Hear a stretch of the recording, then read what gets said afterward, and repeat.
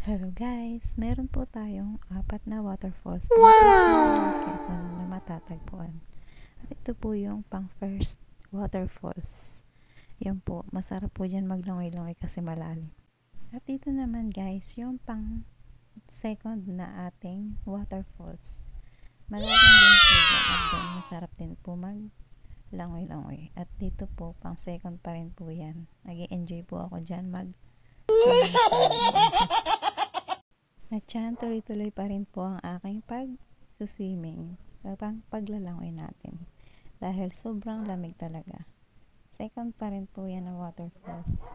Sinusulit ko talaga ang pag-akyat ko ng bundok dito. Sobrang hingal pero mawala ang pagod mo sa sobrang ganda ng inang kalikasan dito sa kabundukan.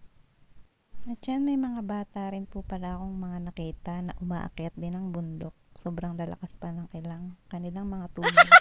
At ito po yung bubungad sa pang third na ating waterfalls. Sobrang taas talaga niya. At talagang napakagandang pagmasdan ng waterfalls dito. Hingal na ako dito. At sulitin natin ang ating nabungaran dito sa pinakamataas na bundok. Hindi na po natin akyat yung pang fourth kasi sobrang pagod na. Mataas na po pala yun, guys. At yan po, nalilibang na ako sa lagaslas ng tubig. Thanks for watching guys. God bless po.